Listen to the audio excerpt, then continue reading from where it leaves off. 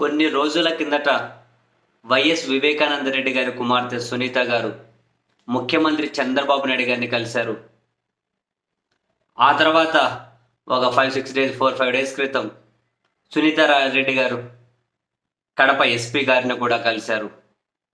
అయితే సునీత గారు చంద్రబాబు నాయుడు గారిని కలిసినప్పుడే తానే చెప్పారు వివేకానంద రెడ్డి గారి కేసుకు సంబంధించి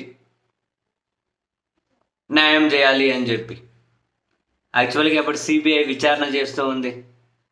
ఇప్పటికే ఛార్జ్షీట్లు దాఖలు చేసి ఉంది. ఇఫ్ ఐఎమ్ నాట్ రాంగ్, ఒక ఫైనల్ ఛార్జ్షీట్ ఏమో దాఖలు చేయాల్సి ఉంది. అయితే ఈ క్రమంలో ఈరోజు తాజాగా వివేకానంద రెడ్డి గారి పిఏ కృష్ణారెడ్డి గారు ఎవరైతే ఉంటారో ఆ కృష్ణారెడ్డిని పోలీసులు విచారించారు. వాళ్ళ న్యాయవాదుల సమక్షంలో పోలీసులు ప్రశ్నలు అడగడం, అది ఆడియో వీడియో రికార్డ్ చేశారు.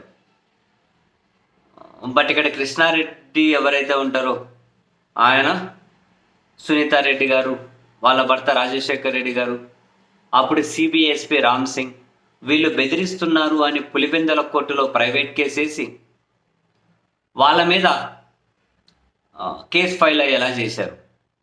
అప్పుడు వీళ్ళు బెదిరిస్తున్నారు అని. బట్ ఆ కేసు కూడా మైట్ బి రన్నింగ్లోనే ఉందనుకుంటాను. తాజాగా పోలీసులు పిఏ కృష్ణారెడ్డిని విచారించడం ఈ కేసులో ఒక కీలక పరిణామం అనే చెప్పాలి.